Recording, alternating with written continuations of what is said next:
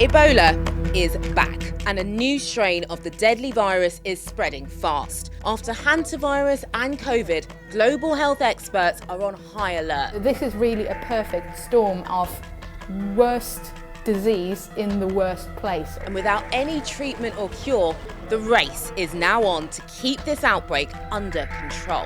So, how fast is this strain of Ebola really spreading? What's being done to stop it? And how quickly can we make a vaccine? Here's the breakdown. Full-on protective gear, face masks and temperature checks. These are the horrific scenes of life and death in the Democratic Republic of Congo right now as Ebola sweeps the country. When her child died, she also became ill. Her throat became hot and then her stomach swelled, and that's how she died. We must understand that the disease exists and is real. It is dangerous because it has neither vaccine nor medicine. Ebola is thought to have originated in fruit bats. Humans who come into contact with an infected animal can then pick up the virus. It's passed on between people through bodily fluids, unprotected sex, or even just touching the clothes of an infected person. In the DRC and neighbouring Uganda, there have been more than 100 suspected Ebola deaths. Hundreds more are thought to have been infected by the disease. There are almost 600 suspected cases and 139 suspected deaths. We expect those numbers to keep increasing. Back in 2013, one of the biggest Ebola outbreaks in West Africa lasted for 3 years and killed more than 11,000 people. While this incident is nowhere near those levels, scientists are still worried. That's because of the type of Ebola that's spreading, called Bundibugyo. It's incredibly deadly and incredibly rare. Just 2 of the previous 40 known Ebola outbreaks have been caused by this strain. And there's no treatment for it. A vaccine could take 6 to 9 months, the World Health Organization says. And they're considering using an experimental jab. As once again, this region takes on this devastating disease. So this strain of Ebola seems to be spreading quickly and cases are rising. There's criticism that the world has been too slow to act. Is that actually true? And what's being done to manage the outbreak? Well, to help answer those questions, I'm going to bring in Dr. Charlotte Hammer. She's an expert who has helped with the response to an outbreak of Ebola in the DRC before. Dr. Hammer, thank you so much for joining us. Let's start then. What is Ebola? So Ebola is a type of virus. So that's a microorganism that can make you ill. Ebola is one of those. It's in the family of filoviruses, and these tend to cause quite severe disease in humans, sort of with fever and feeling very, very ill, and you lose a lot of fluids, so you might be vomiting, you might have diarrhea, you might have indeed bloody diarrhea, and there are multiple strains of that. Let's go into these strains then. What strains are there that you know of? So the most common strain of Ebola, the one that we have the most experience with, is the Zaire Ebola strain, named after a river, the Zaire River. And that is what has caused some of these big outbreaks you might have heard of in the past. So, for example, the outbreak in the Congo a few years ago. There's also the Ebola Sudan strain, which is another strain. And then the strain we are currently seeing, the Bundibugyo strain, which is sort of the probably most recently discovered strain. Where does Ebola even come from? Where does it originate? Excellent question, and in many ways harder to answer than it sounds. So geographically, the area around the Congo is sort of the geographic home as far as we know, and it is a disease that comes from animals, so that's what we in the scientific world call zoonotic. The most likely animal home of this disease are bats.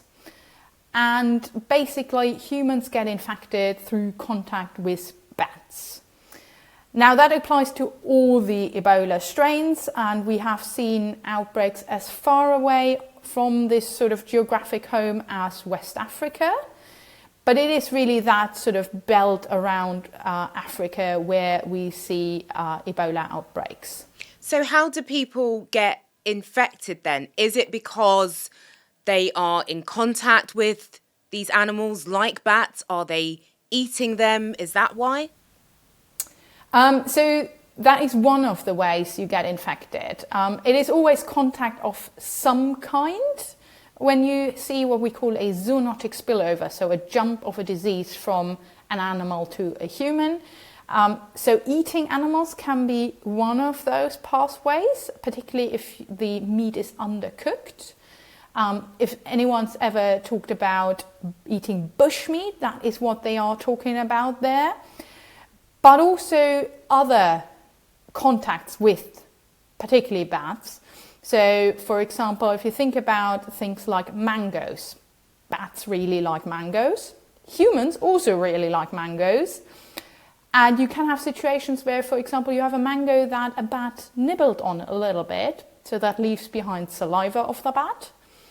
And if a human then eats that mango, you have a potential for spillover. That's really interesting. So that's from animal to human. What about from human to human? How does it transmit and spread? Yes, so Ebola viruses are spread from human to human via contact with bodily fluids. As I said in the beginning, people tend to have diarrhea, for example, so that is a pretty good way to get in contact with someone else's bodily fluids. But also saliva, blood, all these biological leftovers that we tend to spread around often without noticing. These are the kind of things that you can get infected from with Ebola viruses. Now that obviously means you need to have quite close contact. You don't necessarily on the day-to-day come into contact with the bodily fluids of someone who is not, say, a close family member or who is someone who, as a healthcare worker, you're taking care of. So for healthcare workers, how will they be approaching people that are infected with Ebola so they don't spread the disease? Yes, that is a really important piece of the puzzle, because obviously healthcare workers are at incredibly increased risk because they are one of those groups who might actually come into contact with bodily fluids. So what we do in those situations is that healthcare workers are given something that is called personal protective equipment, or PPE for short. And that really puts a physical barrier between them and the bodily fluids of someone else. Now, the most basic PPE you could think of are things like gloves and a mask. But indeed, because Ebola is so dangerous, when we look at outbreaks of Ebola, you have full body PPE. So you have someone decked out in an entire suit. Now, the particular looks of that vary depending on what type of suit exactly, but you really want to be protected head to toe. And you really want to take extreme care when putting this on, and even more so when taking it off, because when you take it off, it is actually contaminated.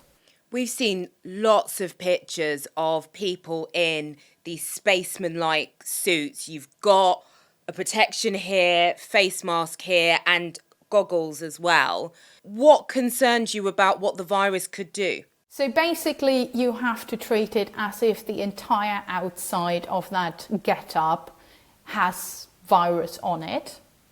Which means if you touch the outside with your unprotected hands or any other part of yourself that is already out of the suit, you are then contaminated. You might then carry that into your body through your mouth or your eyes or your nose. Those are pretty obvious entry points. And that is the big danger. And that is why when you take off these suits, you usually do that with an array of mirrors around you so that you can see behind you. And you also tend to do it with at least another person watching you. and telling you to stop, for example, if you reach for something that is unsafe to reach for. So Charlotte, you've worked to support people on the ground with a previous outbreak in DRC. What's that like? So I've been responding to infectious disease outbreaks for quite a few years now. With the last Ebola outbreak, the 2018 to 2021, I was working remotely and supporting that from a headquarters position. But really, when you go into these situations, it is in many ways quite scary because of that awareness that treating patients is dangerous if you are not well protected. Taking off the suit is really dangerous and has the added danger of you don't take a suit off in the morning when you're fresh. You take it off after a long shift when you're tired. So there is an incredible awareness of our clinical colleagues really putting themselves at risk. Now, in situations like the Northeast DRC, where we are currently seeing the outbreak, you have a considerable amount of other challenges. So this is a humanitarian emergency. This is an area that is in conflict. It's an area where you have challenging situations in terms of who's actually in charge. At the same time, you also have a whole number of borders around that are relatively open. So a lot of challenges come together. You also have a lot of people who are on the move, partially because it is a conflict region. So the whole system you're working in, both in terms of the patients and communities, but also in terms of the system you can rely on to provide support, is quite fragile. Viruses love open borders, don't they? They do. To be fair, response efforts also do. Without open borders, without the ability to travel, we cannot send additional support. We cannot send people. And indeed, in both directions, if you can't send them there, you have a problem.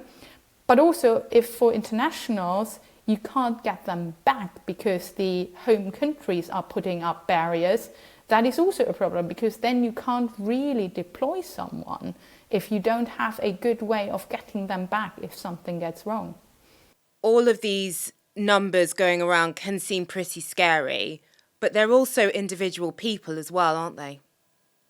That is so important to stress. And it's something that always really concerns me, that psychologically, once we get into really large numbers, people don't see individuals anymore.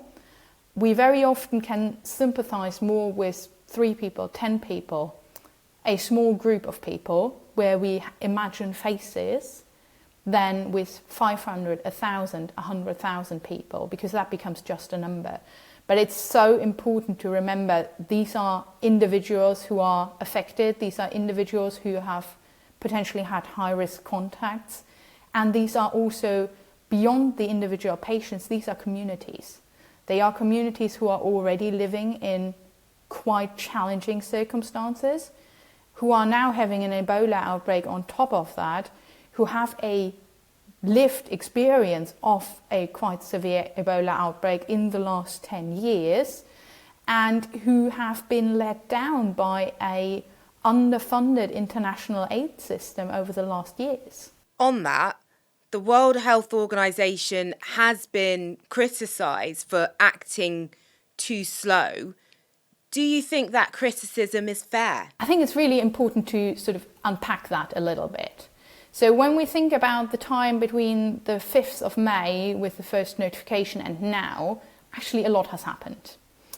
We've seen the first declaration of what is called a public health emergency of international concern without even convening an expert body. So this was such a clear-cut case that the director of the WHO was able to declare that without having that consultative process first. That's like ringing the alarm bell, isn't it? Ringing the alarm bell to all of the world. Indeed, that is very clearly saying this is unusual, it is severe, it requires international collaboration. That's literally the requirements for declaring a public health emergency of international concern. And he was very clear, this is what's going on, no need for someone to be consulted. The stuff that has happened since has been quite fast, given also the restraints on the ground. Now the question is, how did we get to that?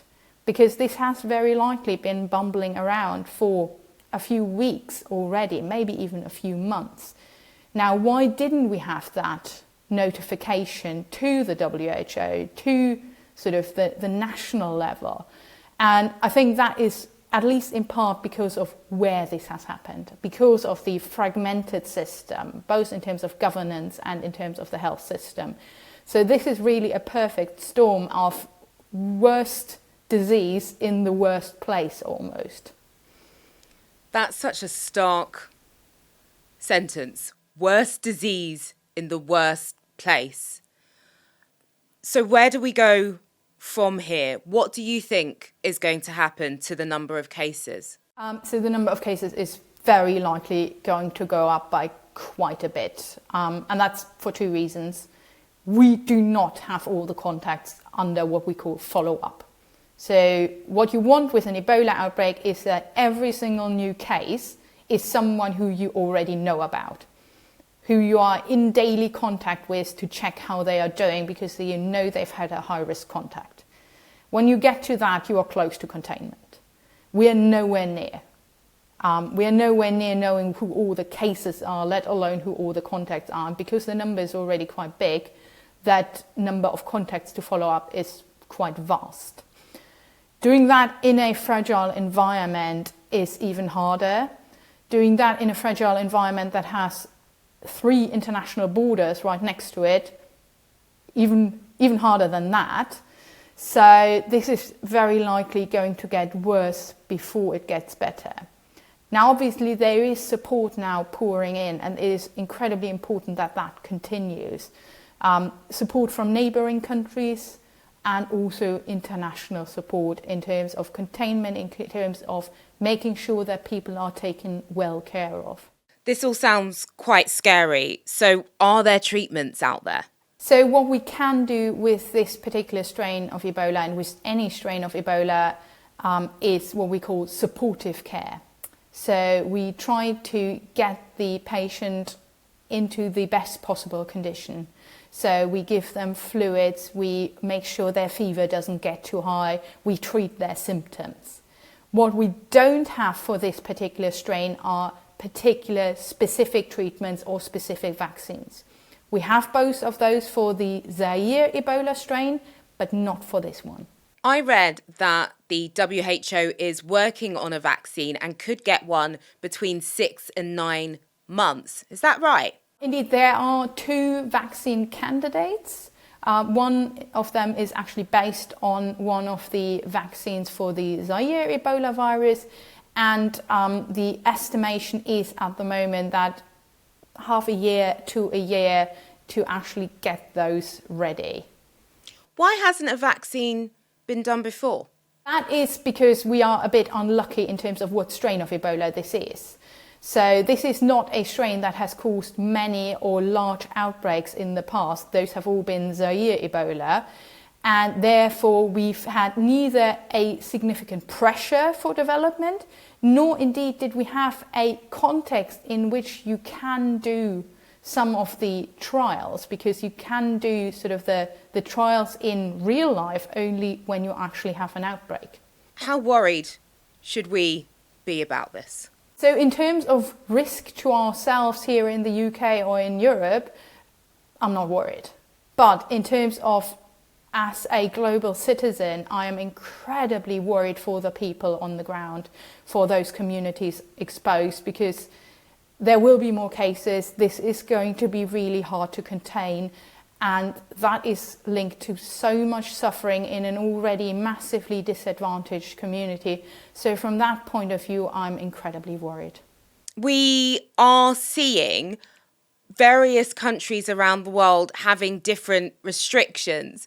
It seems like the US has a different restriction to Canada, to the UK, all these different rules.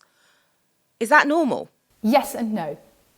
So this is normal because a lot of these are decisions by governments. And these governments are driven by different political agendas, by different opinions about how the world works, and also what risks are worth taking and what risks are not worth taking. So they will all come to a different calculation of what they will do. And obviously with the US, we see a relatively restrictive approach at the moment, with other countries not so much. And that will always depend on the government of the day, on the particular approach of that country. So it's not unknown. And if we remember back to COVID, countries were dealing with travel restrictions in incredibly different ways. But what impact does that have on the virus if different countries are doing their own thing? So there's relatively little risk of international spread beyond the affected area.